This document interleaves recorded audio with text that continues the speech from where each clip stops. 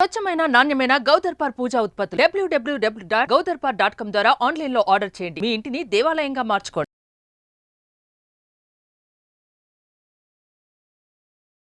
నమస్కారం, నేను మీ జాహ్నవి. మనతో ఉన్నారు ప్రముఖ జ్యోతిష్య వాస్తు పండితులు, అగ్ని ఉపాసకులు, భారతి శంకరపీఠ వ్యవస్థాపకులు బ్రహ్మశ్రీ అన్నవరపు తిరుపతి మూర్తి అవధాని గురువు గారు. అయితే 13వ తారీఖు అష్టమి మంగళవారం చాలా ప్రత్యేకమైన రోజు అని గురువు గారు క్రితం వీడియోలో డీటెయిల్గా వివరించారు కదా. దానికి సంబంధించి కొన్ని ప్రశ్నలు ఉన్నాయి, మరి అవన్నీ కూడా గురువు గారి మాటల్లో వివరంగా తెలుసుకుందాం. నమస్కారం గురువు గారు. ఓం శ్రీ మహాగణాధిపతయే నమః. అయితే గురువు గారు, మంగళవారం శ్రావణ మాసంలో వచ్చే మంగళవారము, రెండవ మంగళవారము అష్టమి తిథి చాలా ప్రత్యేకము. 13వ తారీఖు అని చెప్పారు. ఆ రోజు మీరు అరుణాచలంలో కూడా ప్రత్యేకమైన కార్యక్రమాలు నిర్వహిస్తూ ఉన్నారు. అయితే ఆ రోజు యొక్క విశిష్టత ఏమిటి? సాధారణంగా చాలా మంది స్త్రీలు మంగళవారము మంగళ గౌరీ వ్రతాలు నోములు చేసుకుంటూ ఉంటారు, ప్రత్యేకంగా పూజలు చేస్తూ ఉంటారు, అమ్మవారి ఉపాసన చేసుకుంటూ ఉంటారు. అయితే ఈ రోజు ప్రత్యేకంగా చేయడం వల్ల ప్రత్యేకమైన ఫలితాలు ఏమైనా కలిగే అవకాశాలు ఉంటాయి? అసలు ఏంటి విశిష్టత? మానవ జీవిత మహేతిహాసంలో మనిషి సుఖంగా బ్రతకాలి అంటే దానికి కావలసినటువంటిది ఇంధనం అనగా డబ్బు. ఎస్. ఆ డబ్బు ఎంత ఉంటే అంత సుఖంగా బ్రతుకుతాము అని మనం అనుకుంటాం. ఆ డబ్బు పెరిగిన కొద్దీ అంతకు మించి దారుణమైన ఇబ్బందులు కూడా మనం అనుభవిస్తాం.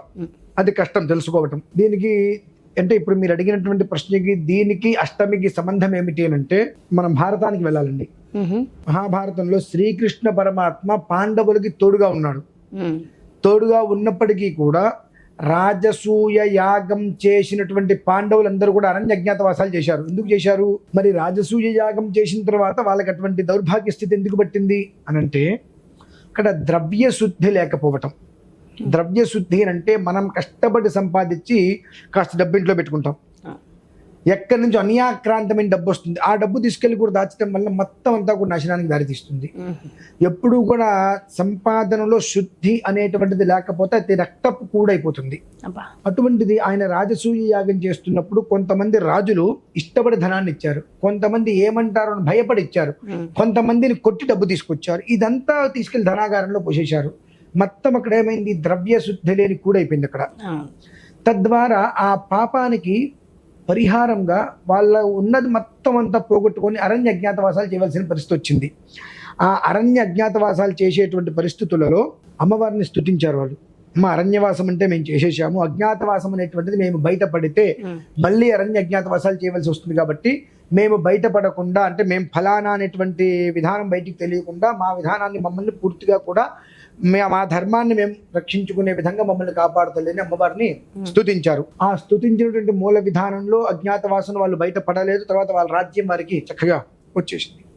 అంటే శ్రీకృష్ణ పరమాత్మ అంతటి వాడు తోడున్నప్పటికీ కూడా వాళ్ళు చేసినటువంటి దోషానికి శిక్ష అనుభవింపక తప్పలేదు. అటువంటి వాటి నుంచి పూర్తిగా బయటికి తీసుకొచ్చేటువంటి విధానం ఆ మంగళవారం అష్టమికి ఉందమ్మా, శ్రావణ మాసంలో. అందువల్లనే అంత విడిగా దాని గురించి నేను అంత ఖచ్చితంగా ఎందుకు చెబుతున్నాను అంటే ప్రతి ఒక్క మనిషి ఇంట్లో ఆ శ్రావణ మంగళవారం రోజు నాడు చేసుకోవాల్సిన వ్రతం పూర్తి చేసుకున్న తర్వాత 1-1.5 అంగుళంలో అమ్మవారి విగ్రహాన్ని పెట్టుకొని, అంటే ఏ అమ్మవారు? లక్ష్మీ అమ్మవారు. ఐం హ్రీం శ్రీం కమలే కమలాలయే ప్రసీద ప్రసీద శ్రీం హ్రీం ఐం మహాలక్ష్మ్యై నమః అనుకుంటూ లక్ష్మీ పద్మాలయా పద్మా కమలా శ్రీహరిప్రియా ఇందిరా లోకమాత రమ మంగళదేవత భార్గవీ లోకజననీ క్షీరసాగర కన్యక శంఖో లక్ష్మీ పతే పాంచజన్యశ్చక్రం సుదర్శనం అనేటువంటి ఒక శ్లోకంతో 116 సార్లు అమ్మవారికి అభిషేకం చేసుకొని తర్వాత తుడిచి గంధం పెట్టి బొట్టు పెట్టి కుంకుమార్చన చేసుకొని నివేదన పెట్టడం వలన ఏదైతే మానవ జీవితంలో మనం అన్యకృతం కావచ్చు, పరకృతం కావచ్చు, స్వకృతం కావచ్చు చేసినటువంటి దోషాలు అనేటువంటిది జన్యశ్చక్రం సుదర్శనం, ఆ సుదర్శన చక్రంతో శిశుపాలుడి యొక్క శిరస్సు, 100 తప్పులు చేసినటువంటి శిశుపాలు యొక్క శిరస్సు ఏ రకంగా శ్రీకృష్ణ పరమాత్మ వధించాడో అలానే ఈ దోషాలను కూడా వధించుకుపోతాయి. తర్వాత జీవితం అనేటువంటిది చక్కటి జీవితం అనుసరమైన మార్గానికి వెళ్తున్నది. ఆ కారణం అనేటువంటిది ఎప్పుడో ఒక అద్భుతమైన సమయం, ఆ యోగ కాలం వచ్చినప్పుడు మాత్రమే మనం చేసేటటువంటి 100 రకాల మనకు ఉపయోగిస్తుంది. అది దృష్టిలో ఉంచుకొని ఆ రోజు నాడు చేయటం వలన ఏదైతే కనుక అనర్థం అనేటువంటిది ఉంటుందో అందులో ఆ అనేటువంటిది తొలగిపోయి అర్థరహితంగా లేకుండా అర్థవంతంగా జీవితం అనేటువంటిది శుభ్రంగా వెళ్ళాలి అంటే దానికి ఆ రోజు నాడు చేయవలసిన విధానం ఏంటంటే ప్రతి ఇంట్లోనూ కూడా 2 నేను అరుణాచలంలో ఎందుకు చేస్తున్నా అంటే ప్రతి ఇంట్లోని కూడా ఏ సమయంలో విధి విధానం చేయాలో ఒక్కసారి చెప్పేసి. ఉదయం అంటే శ్రావణ మంగళవారం గౌరీ వ్రతం నోము చేసుకుంటారు కాబట్టి నోము అనంతరం నోము అవ్వంగా ఇది ఒక 20 నిమిషాలు పడుతుంది చేసుకోవడం. ఒకవేళ ఏదైనా కారణం రీత్యా ఉదయం కుదరలేదు సాయంత్రం ఖచ్చితంగా చేసుకోవడం శ్రేయదాయకం ప్రతి గృహమునందు కూడా. ఇది ఇలాగే నేనెందుకు అరుణాచలంలో చేస్తున్నాను అంటే అరుణాచలం అనేటువంటిది మనోశ్మశానం, కాశీ మహాశ్మశానం. కాశీకి 100 మంది చనిపోవాలి అని వెళ్తే ఒకళ్ళు కూడా యోగం లభ్యం కాదు. కానీ అరుణాచలం అనేటువంటిది ఆ క్షేత్రాన్ని తలుచుకుంటేనే కర్మలన్నీ కూడా నిర్వీర్యమైపోతాయి. మనస్సుని ప్రశాంతత చేసేటువంటిది అరుణాచల క్షేత్రం. అరుణాచల క్షేత్రంలో కూడా మీకు ఆదిలింగం అనేటువంటిది ఇప్పుడు విన్నారా? ఆదిలింగము అని అంటే మనకు మీరు చెప్తుంటేనే విన్నాను గురుగారు. ఈ ఆదిలింగానికి మూలము బ్రహ్మ మహేశ్వరులు, బ్రహ్మ విష్ణువులు ఇద్దరూ కూడా కొట్టుకుంటూ ఉంటారు నాది గొప్ప నాది గొప్ప అని. ఆ సమయంలో ఈశ్వరుడు సరే మీరిద్దరు ఎవరు గొప్ప అనేటువంటి విషయం నేనే తేలుస్తాను, నా ఆద్యంతాలు చూసిరండి అని చెప్పి లింగోద్భవ సమయంలో ఈశ్వరుడు విశ్వరూపం చూపిస్తాడు. బ్రహ్మ పైకి వెళ్తాడు, విష్ణుమూర్తి వరాహ రూపంలో కిందకి వెళ్తాడు. ఎక్కడైతే కనుక వరాహ రూపంలో కిందకి వెళ్ళినటువంటి ప్రదేశం ఉందో అరుణాచలంలో ఆ ప్రదేశంలో ఆదిలింగం అనేటువంటి ఆయన అంతలింగం అంటే పూర్తిగా ఆకాశలింగంగా ఎక్కడైతే కనుక వచ్చిందో ఆ లింగం అక్కడ పూర్తిగా కూడా వజ్రంతో కప్పబడి ఉంటుంది. వజ్రములతో కప్పబడి నిజమైన నిజంగా అండి అవి బయటికి రావు తొందరగా. నిజంగా ఆయనకి వజ్రంతో కవచం ఉంటుంది, వజ్ర కవచం అంటారు. ఆ శివలింగము ఆ వరాహస్వామి వారు శివలింగాన్ని వెతుక్కుంటూ ఎక్కడైతే భూమిలోకి వెళ్ళిపోయారో అక్కడ వచ్చినటువంటి లక్ష్మీ కుబేర వెంకటేశ్వర స్వామి దేవాలయం ఆ ప్రాంగణంలో నేను చేస్తున్నానమ్మా. ఎందువలనంటే ఈశ్వరుడి యొక్క అనుగ్రహంతో ఆ లజకారకుడు కదా, రాబోయేటువంటి అన్ని రకాల ఇబ్బందులను చెక్కుపెట్టేయాలి. ఈశ్వరుడు వరాహ రూపంలో భూమిలోకి వెళ్ళిపోవడం, అదే వరాహ రూపంలో మన వేదాలని భూమిని కాపాడాడు. ఆ రకంగా ఏ రకంగా అయితే కాపాడబడ్డాడో ఆ రకంగా కుటుంబం కాపాడబడాలి. లక్ష్మీ కుబేర వెంకటేశ్వర స్వామి వారు, ఆ వెంకటేశ్వర స్వామి వారి యొక్క అనుగ్రహం వలన ఎప్పుడూ కూడా ప్రసన్నతాముఖంగా ఉండాలి. ఈ మూడిట్లని విషయాన్ని దృష్టిలో ఉంచుకొని అరుణాచల క్షేత్రంలో 13వ తారీఖు ఉదయం మొత్తం అందులో ఎంతమంది వస్తున్నారంటే అమ్మా మనకు 64 రకాల ఆవాహనలు ఉంటాయి. షోడశోపచారాలు మనకు తెలుసు, కానీ చతుష్షష్ఠి ఉపచారాలు 64 రకాల ఉపచారాలు. అలానే 64 రకాల యోగిని దేవతలు ఉంటారు, వాళ్ళని ఆవాహన చేస్తున్నాం. అష్టాదశ శక్తి పీఠాది దేవతలను ఆవాహన చేస్తున్నాం, నవదుర్గలను ఆవాహన చేస్తున్నాం, సప్త మాతృకల్ని, అష్టలక్ష్ములని, దశమహావిద్యాధి దేవతల్ని, ఇలా మొత్తం కూడా 116 మంది దేవతల్ని ఆవాహన చేసి భద్రమండలం వేసి ఆ భద్రమండలో కలశ స్థాపన అమ్మవారి విగ్రహ స్థాపన చేసి శ్రీచక్రంలో అమ్మవారిని ఆవాహన చేసి అక్కడ మనకు సుమారుగా తక్కువగా 5 నుంచి 8 గంటలు పడుతుందమ్మా కూర్చుంటే లేవటానికి.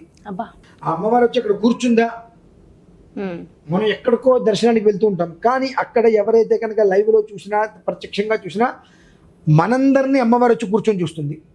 అంత విశేషమైనటువంటి పుణ్య సమయం, పర్వదినం. ఆ రోజు నాడు ప్రతి ఒక్క మనిషి తన జీవితంలో మంచి స్థితికి వెళ్ళాలి అనుకొని ఎన్నో రకాలైనటువంటి ఆలోచనలు చేస్తూ తపన పడుతూ యాతన పడుతూ ప్రయత్నాలు చేస్తూ ఆ ప్రయత్నాలు ఫలించక కింద మీద పడుతుండేటువంటి ప్రతి ఒక్క వ్యక్తికి కూడా సుసంపన్నమైన జీవితం కావాలన్న ఉద్దేశంతో ఇది ఆ రోజు నేను చేయడం జరిగిందమ్మా. ఇది 2 విధానాలు వస్తుంది. ఒకటి మనకు అష్టమి రోజు నాడు, 2 అమావాస్య రోజు నాడు. ఈ 2 రోజులు కూడా చాలా విశేషం. ఈ 2 రోజులు చేసేటువంటి వాళ్ళ జీవితం వెనక్కి తిరిగి చూసుకోవాల్సిన అవసరం లేకుండా అద్భుతమైన యోగానికి ఇస్తుందమ్మా. కుదిరితే 2 రోజులు చేయొచ్చు, లేదా ఏదో ఒక రోజైనా మనం 2 రోజులు చేసి తీరవలసిందే. పూర్వ భాగం ఉత్తర భాగం. ఒకవేళ ఈ ఇన్ఫర్మేషన్ ఎవరికైనా లేట్ గా వెళ్ళిన వాళ్ళు మరి ఓన్లీ అమావాస్యకే మేము చేసుకోగలం అంటే ఇప్పుడు అవకాశం లేదు, అమావాస్య నాడు రావచ్చు. అంటే అమావాస్య రోజు నాడు చేసేటువంటిది దీనికి మించి 1000 రెట్లు ఎక్కువ ఉంటుందమ్మా. ఇక్కడ మనం చేసేటువంటిది 116 మంది దేవత ఆరాధన, అక్కడ 116 మంది దేవతారాధన ఇక్కడ చేస్తున్నాము.